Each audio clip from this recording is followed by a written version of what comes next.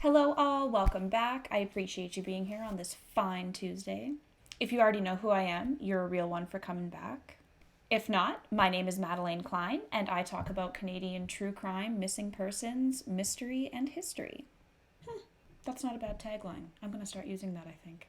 Today I want to talk about 14-year-old Eric Larsfolk and 15-year-old John McCormick Jr., two boys who vanished from Caledon, Ontario in 1981. This case was suggested to me many months ago on TikTok when I covered the Pickering Lost Boys. And when Jordan of the Nighttime Podcast and I talked about the Pickering Lost Boys a couple weeks back, I'll link that episode below, it made me think of this case. I'm glad I decided to look back into it because it's kind of a head scratcher. I will put a warning on this. There is mention of animal torture, so viewer discretion is advised. So on August 24th, 1981, just after 6 p.m., 14-year-old Eric Larsfolk leaves his house on his bike to go to the McCormick residence not too far away. I think I read it was like 700 meters or something like that. It wasn't far at all. There are a few people involved in this story, so I'm going to try and keep it as simple and concise as I can. So the two major families in this story are the Larsfolks and the McCormicks. 14-year-old Eric Larsfolk, his 17-year-old brother Dave Larsfolk, and their father Lloyd Larsfolk. The McCormick family, 13-year-old Kim, 15-year-old John Jr., mom Joyce, and dad, John Sr. From what I read, Eric and Kim were friends, and John Jr. and Dave were friends. When Eric went to the McCormick house that evening, he was going to hang out with Kim. He didn't know Kim was out babysitting for a family just up the road. This would be the first time Eric and John Jr. ever hung out alone. The next thing we know for sure is that at 11 p.m., Joyce McCormick shows up to the Larsfolk home and wakes up Lloyd in a panic, telling him the boys are missing. Lloyd and Joyce searched the McCormick property and found John Jr.'s farm car, an old black Chevy, skidded to a stop in a pathway leading up to a gravel pit on the property. The car's hood and door were both open, but that would later be explained by Dave Larsfolk. He said you needed two people to start this car because you needed to jump it. John Jr. didn't have the keys. The wires needed to do this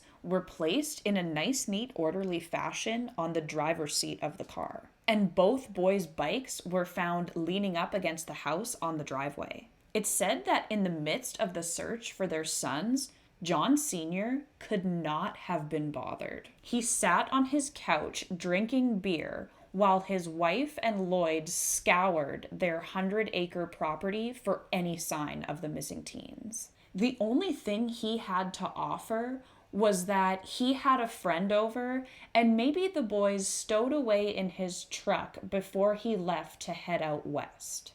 What? That friend was George McCullough. He would have been 27 in 1981 and worked for John Sr. around the farm and at the shop. It's reported he was an asshole then and remained an asshole for the entirety of his life. He was not only a rough, mean alcoholic who once burned down a house, killing his wife, but in 1999, he tied his dog to the back of his truck and dragged her. I'm not going to go into detail about that case because it's so horrifying and awful, but thankfully he died a couple months after that in March of 2000, so woohoo! Throat and lung cancer. Hope it was painful.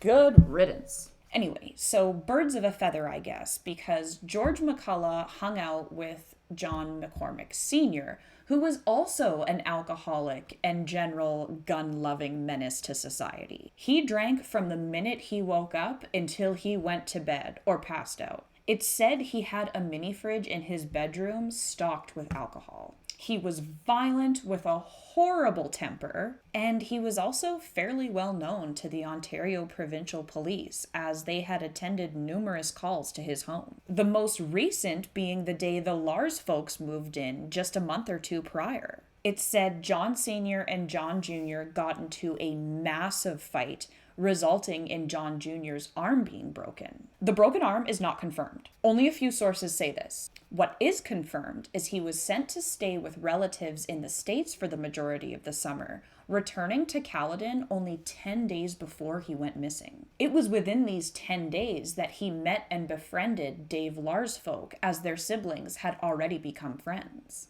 It's said John Jr. was a known troublemaker and often did things to test his already agitated father's patience.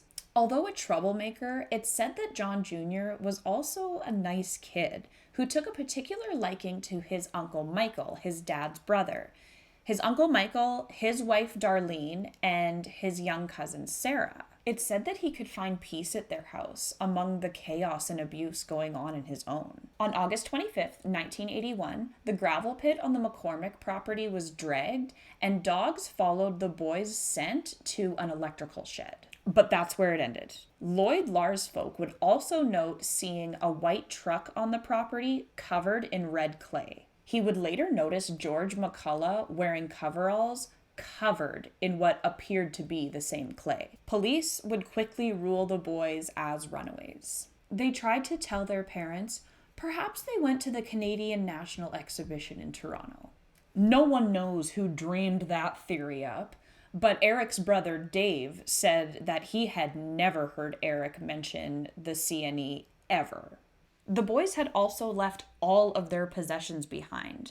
John Jr.'s wallet was found on top of his dresser. Nothing was taken. The two families had very different reactions to their son's vanishing. The McCormicks refused to speak to any media or even help or cooperate with the Larsfolks. It's said they cleared out his room the week after John Jr. went missing and put up a tombstone shortly thereafter, as if they knew he wasn't going to return. I think it's worth noting the conflicting statements between Kim and the man who drove her home the night in question. So if you remember, Kim was out babysitting for a family that lived not too far. Paul Lalonde reported it was still light out when he drove Kim home around 9 p.m. In Kim's account, there was no one else home but her father when she arrived. She said she immediately started looking for her brother when she got home, as she noticed one of his cars was leaking oil onto the driveway. She knew this would make her father irate, so she searched for her brother to warn him, but couldn't find him anywhere. However, Paul Lalonde had a very different account. He said when he dropped Kim off,